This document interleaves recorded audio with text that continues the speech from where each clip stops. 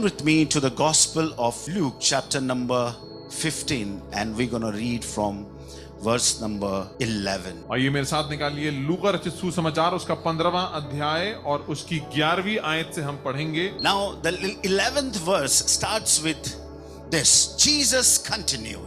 और 11वीं आयत में लिखा है, फिर उसने कहा, There was a man who had two sons. किसी मनुष्य के दो पुत्र थे। The younger one said to his father, Father, give me my share of the estate. उनमें से छोटे ने पिता से कहा, हे पिता, संपत्ति में से जो भाग मेरा है वो मुझे दे दीजिए। So he divided his property between them. उसने उनको अपनी अपनी संपत्ति बांट दी।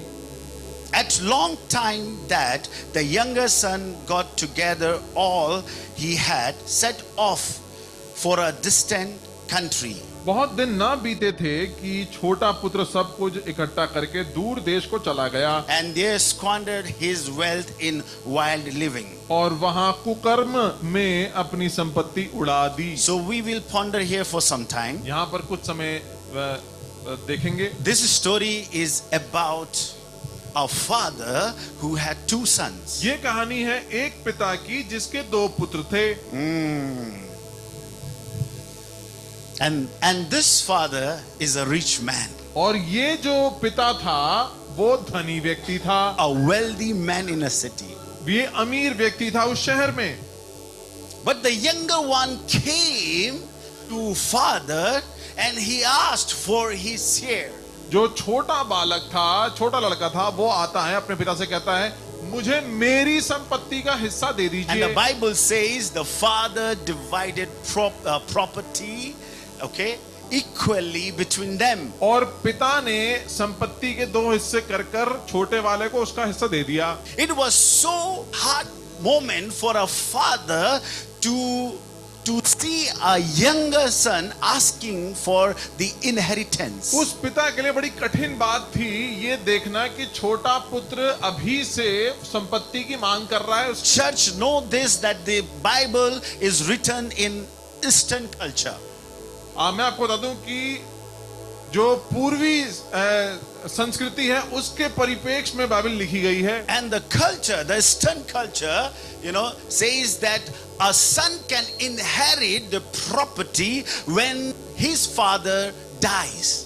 और पूर्वी सभ्यता के अनुसार उसमें उसके आधार पे ये होता है कि जो पुत्र है वो पिता की संपत्ति ले सकता है जब पिता की मृत्यु हो जाती है तब। Now the younger son coming to father and asking for his share of the property means the younger son is directly saying, I don't care whether you live or die, I need my share. और छोटा पुत्र जब आके ये गुहार लगाता है, ये मांग करता है कि मुझे मेरी संपत्ति का हिस्सा दे दे, उससे ये समझ में आता है कि वो उसको तवज्जो ही नहीं कि उसका पिता जीवित है या मरा है, उसने अपने पिता को पहले से ही मारा मान लिया।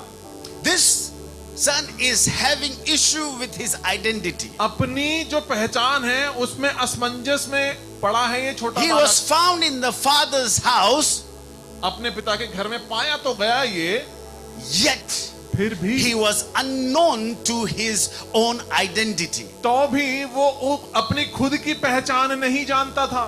Are you with me, church? क्या आप मेरे साथ हैं कलीसिया? He was found in father's house, yet he was unsatisfied. पिता के घर में पाए जाने के बावजूद वे असंतुष्ट था। Amen. Amen. Many times we are found in the house of God, yet unsatisfied from within. हम अंदर से सहमत नहीं होते हैं तब भी जब हम प्रभु के भवन में पाए जाएं तो भी।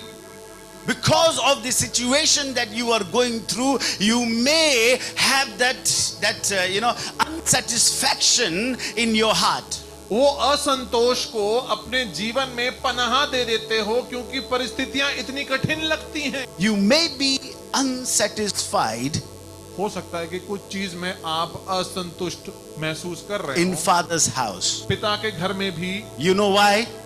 बताइए क्यों? Because you are not focused on the main essence of the house. क्योंकि उस घर की जो विशेष रूपरेखा है उससे आप वंचित हो, आपका ध्यान वहां लगा ही नहीं है उस घर में। The presence of God is more than enough for us. हमारे लिए परमेश्वर की हुजूरी काफी है। Nothing can substitute the presence with the present. और परमेश्वर की हुजूरी के बराबरी और कुछ नहीं कर सकता। Amen. But this young fellow gave more preference to the present that he will receive from the Father.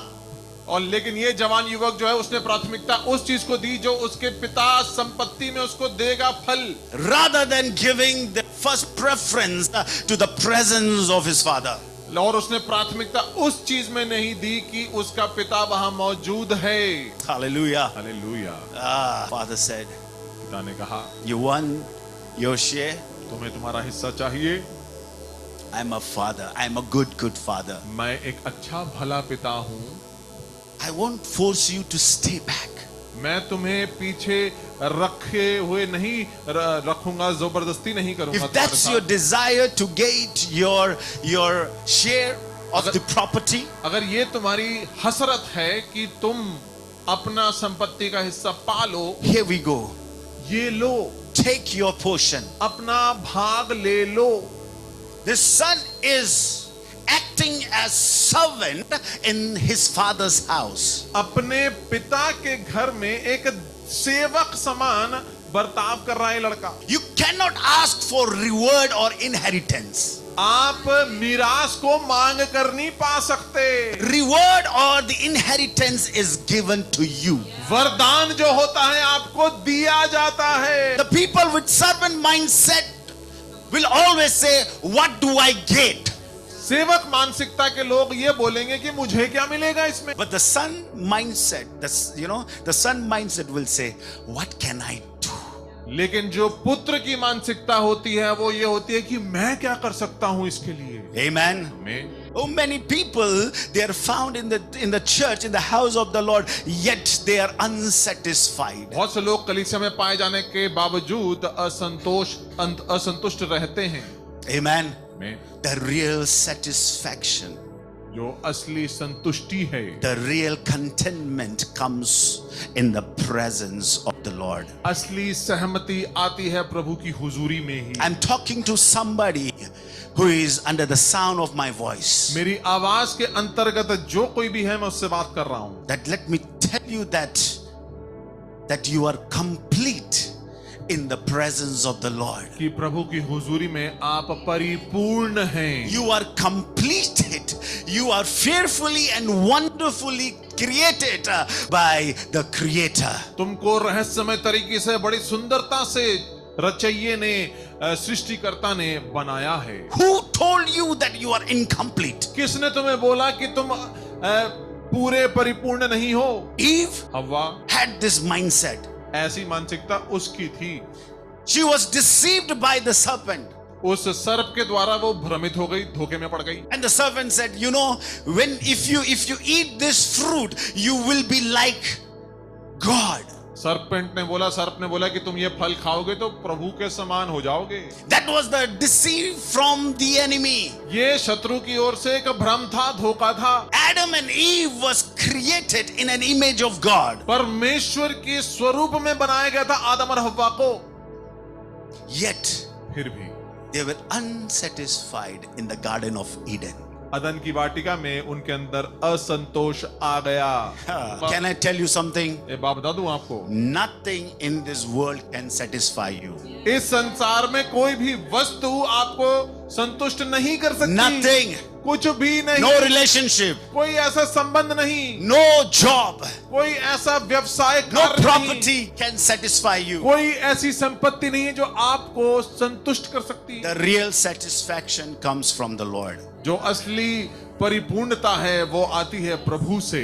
Amen. आमीन। When you develop this sense that I can do by my own, जब ये ऐसी कला को आप सीख लेते हो कि मैं अपने आप में काम करने में सक्षम हूं, I am able to handle this. मैं इसको संचालित कर सकता हूं, That is the moment where you are deceived.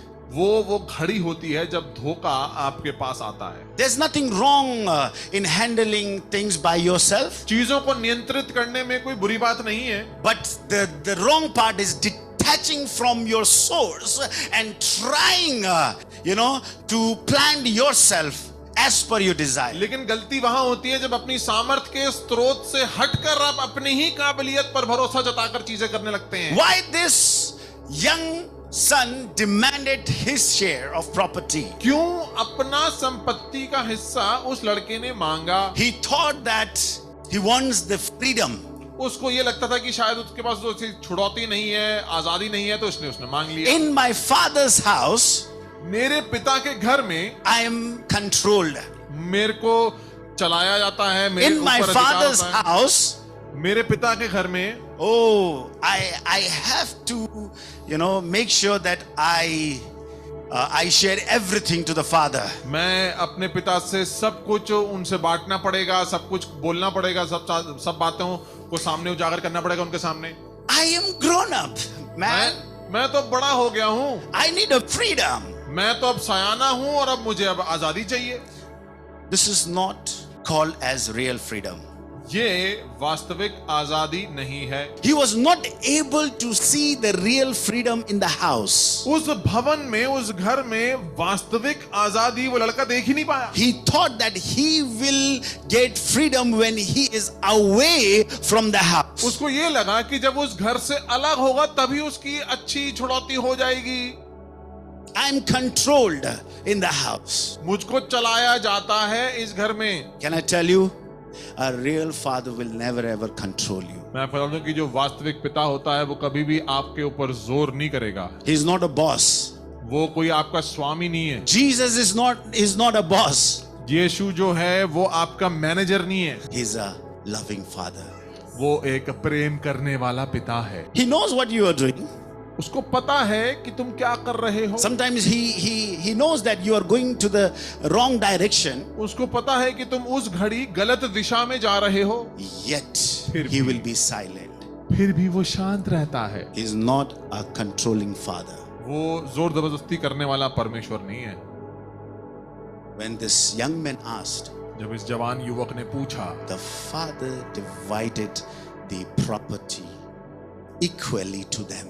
उन दोनों के बीच में उनका हिस्सा बराबर बांट के दे दिया। At long after that, the young son got together all he had, set off to a distant country, and there squandered his wealth in wild things. बहुत दिन ना बीते थे कि छोटा पुत्र सब कुछ इकट्ठा करके दूर देश को चला गया और वह कुकर्म में अपनी संपत्ति उड़ा दी। Collected all his portion, सारा कुछ इकट्ठा कर लिया संपत्ति उसने। went to a far country. दूसरे देश में चला गया, दूर देश में।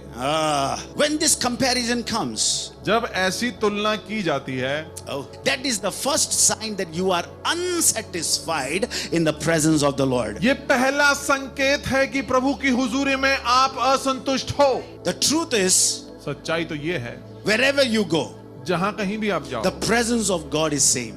परमेश्वर की हुजूरी बराबर रहती है। This young fellow goes to a far country. ये जवान युवक अपना संपत्ति लेकर दूर देश में जाता है। There he found a good association. वहां पर उसका सही संगठन बन गया। Away from father's house, पिता के घर से बड़े ही दूर, he's loving that association. और उन लोगों का झुंड में उसको बड़ा आनंद आ रहा है। He spends all his wealth in wild things. कुकर्म में सारी संपत्ति उड़ा दी। So this young man lost everything that he received from his father. इसलिए इस जवान ने अपना सब कुछ खो दिया जो पिता से उसे मिला Please था। read from verse number 14 onwards. And when he had spent everything, Uh-huh. a severe famine arose in that country, and he began to be in need. So he went and hired himself out to one of the citizens of that country, who sent him into his fields to feed pigs. And he was longing to be fed with the pods that the pigs ate, and no one gave him anything. There was a severe famine in the land. अकाल पड़ा हुआ है उस देश में, Nobody was there to give him food. उसको खाना देने के लिए कोई भी नहीं है, So he went looking for a job. तो अब नौकरी ढूंढता है। One man hired him to look after the pigs. एक व्यक्ति ने उसको नौकरी दे दी सुअरों की रखवाली करने In के the लिए। father's house, पिता के घर में तो he was taken care by the servant. वहां तो सेवक थे उसकी सेवा टहल करने He के लिए। had plenty to eat. खाने के लिए भी बहुत कुछ था, There was abundance in the house of his father. बहुत आयत था उसके पिता के घर में। But when he went out of his father to the far country, लेकिन जब दूर देश में जाता है अपने पिता को छोड़कर, there was a severe famine. अकाल पड़ जाता है उस दूर देश में। Certain situations in our life is associated with the location. कुछ चीजें आपकी कुछ परिस्थितियां आपके जीवन में एक जगह से जुड़ी होती हैं। So he was into that far country, unknown country. दूर देश में अब आ गया है वो।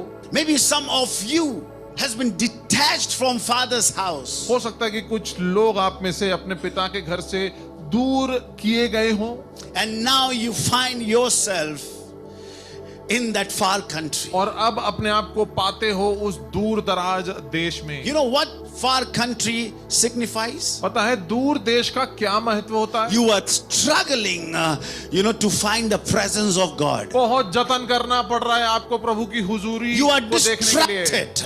आपको भ्रमित किया जाता है बड़ी आसानी से। Something is hindering you to go into the presence of God. परमेश्वर की हुजूरी में आने में आपको बहुत सारी चीजें रोक रही हैं। Are you with me, church? क्या आप मेरे साथ हैं कलीसिया? That's the far country. ये है दूर देश का महत्व।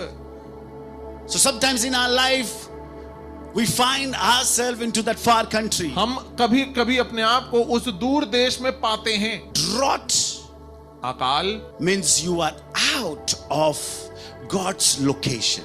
उसका ये मतलब होता है कि आप परमेश्वर की जगह से बाहर हो, You are out of God's vicinity. परमेश्वर की गिरफ्त से आप बाहर हो।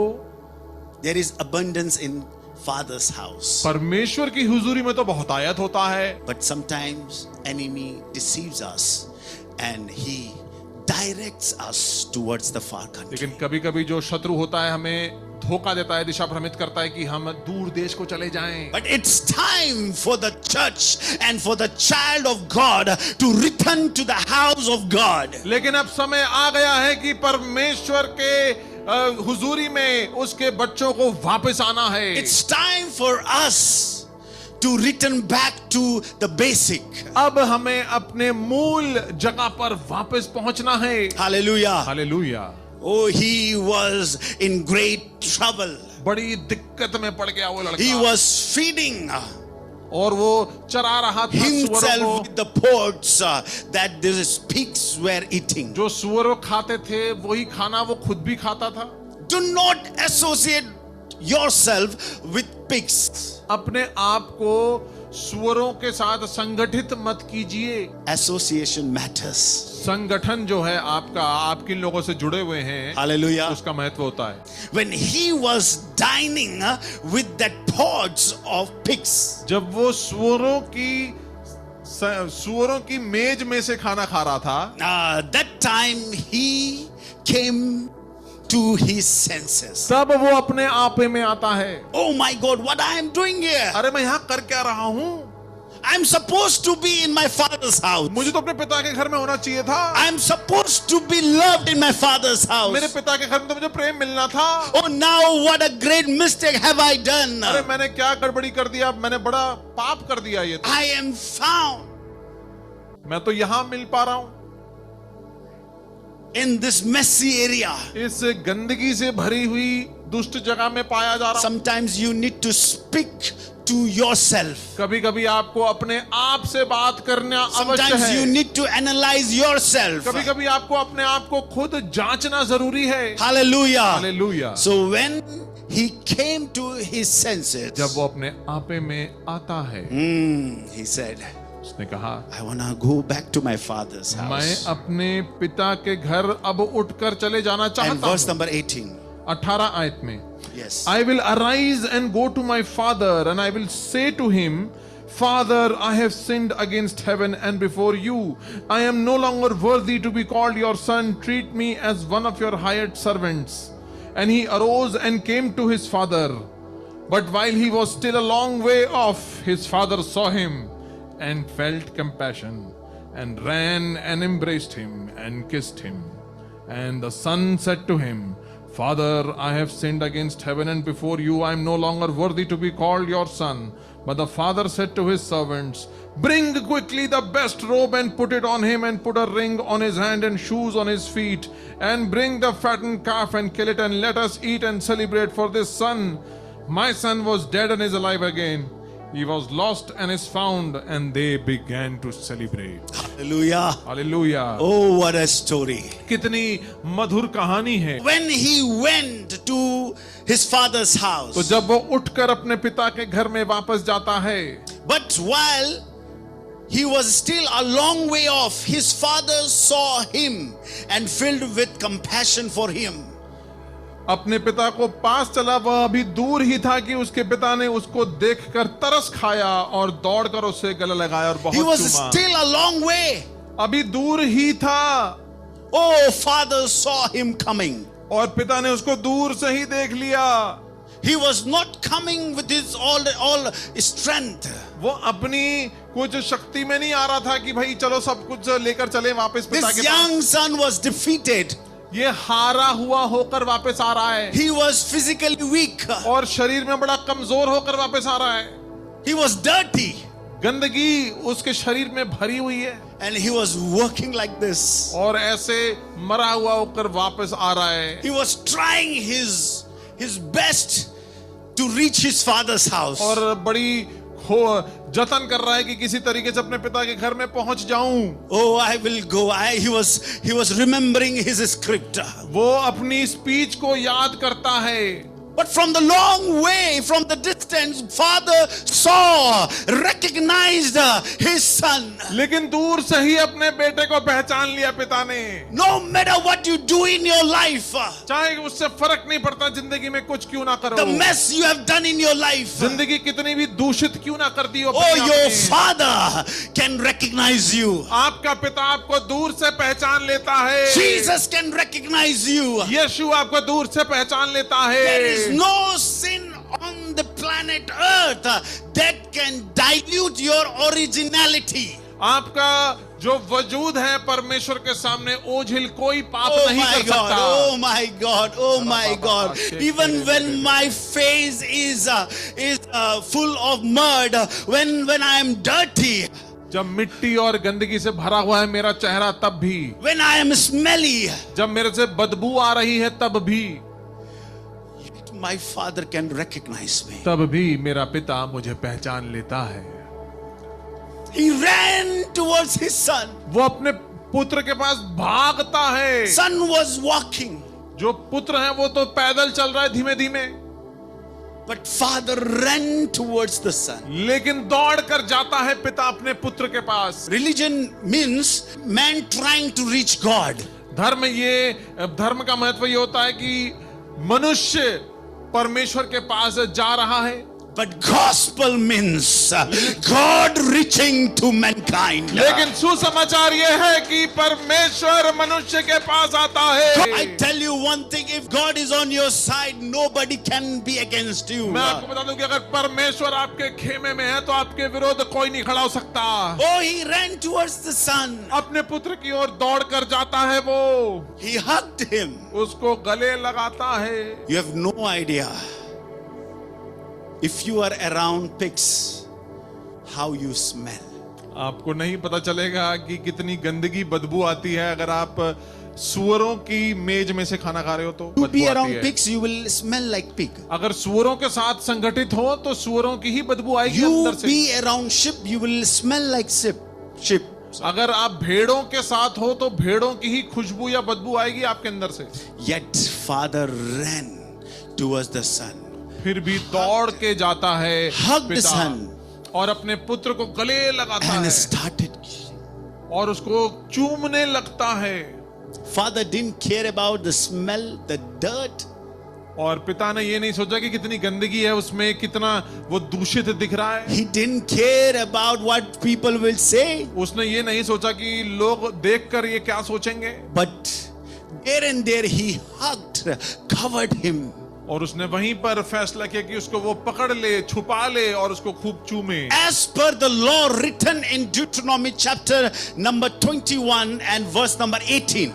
व्यवस्था विवरण 21 और 18 के व्यवस्था के द्वारा, If any son is rebellious, अगर कोई हठी और बलवा करने वाला पुत्र होता है, rebellious towards his or her parents, अपने माँ बाप के खिलाफ बलवा करता है अगर कोई पुत्र, that son is to be stoned until death. So as per the law, व्यवस्था के अनुसार ये लिखा है, he deserved death. उसको पथराव से मृत्यु का दंड लिखा हुआ था। But when this young son came back to the father's house, लेकिन जब ये जवान उड़ाऊ पुत्र वापस अपने पिता के घर आता the है, first thing he did was he hugged that young son. पहली चीज जो पिता करता है वो तो उसको गले लगा लेता है। He covered the deed of that young son by his love. उसके जो काम गंदगी के हैं उसको अपनी बाहों से कवर कर लेता है And he kissed him. और उसको चूमता है। Kissed means the acceptance. और चूमने का मतलब है कि स्वीकार कर लिया। When father is around,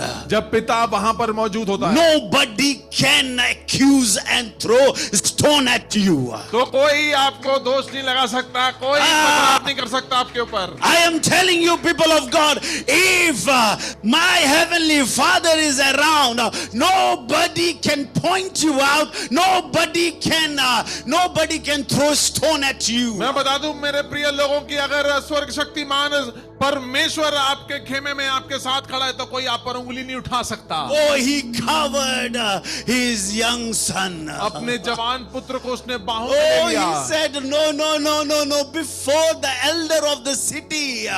Oh, they come with stone to stone my son, I will cover him. इससे पहले कि पुण्य उस शहर के आए और पथराव करने लगे मेरे पुत्र को, मैं इसको बाहों में ले लूंगा, छिपा लूंगा। Oh, son, do not worry. Whatever you have done, it's okay. ओ पुत्र, तुम भयभीत मत हो ना, अब फर्क नहीं पड़ता, जो तुमने किया सो कर दिया, वो अतीत हो I गया। thank the Lord that you came back to your father's house. मैं पिता का धन्यवाद करता हूं कि तुम अपने पिता के घर में वापस आ गए। Oh, people of God, know this, whatever you do, जान लो कि जो भी तुम कुछ करते हो, whatever mess you do in your life, चाहे अपनी जिंदगी में कितनी भी गंदगी क्यों ना फैलाई हो, Father's house is always open for you. पिता का घर हमेशा आपके लिए खुला होता है। The agape love उसका असीम प्रेम, is not conditional. वो उसमें कोई शर्तें नहीं होती। Come as you are. जैसे आप हो वैसे आइए। Do not go far from the Lord. प्रभु से दूर मत जाइए। You stopped praying just because you have done something wrong before the sight of the Lord. प्रार्थना करना आपने छोड़ दिया क्योंकि आपको लगा आपने कुछ गलत काम किया है प्रभु की हुजूरी में। That guilt is there. वो दोषारोपण आपको बार बार कटोच रहा है। But let me tell you, लेकिन आपको बता nothing दो, can stop you from falling back to the arms of Jesus. यीशु की बाहों में वापस गिरने से आपको कोई नहीं रोक सकता। Come back. वापस आ जाओ। It's time to come back. अब समय आता है कि आप It's वापस आ time जाओ। to realize that we have done mistake. अब समय है कि मान लो कि गलती की है। Grace doesn't eliminate repentance. मन फिराव जो है वो बदला नहीं किया जा सकता उसका अनुग्रह से। My God is filled with compassion. मेरा परमेश्वर दयावान और प्रेम से भरा हुआ He is परमेश्वर है। not angry at you. वो आपसे गुस्से में नहीं है। He is not angry. वो आपसे गुस्से में नहीं है। Come back to his presence. आइए उसकी उपस्थिति में वापस आ जाइए। He loves you very much. वो आपसे बहुत ज्यादा प्रेम करता है।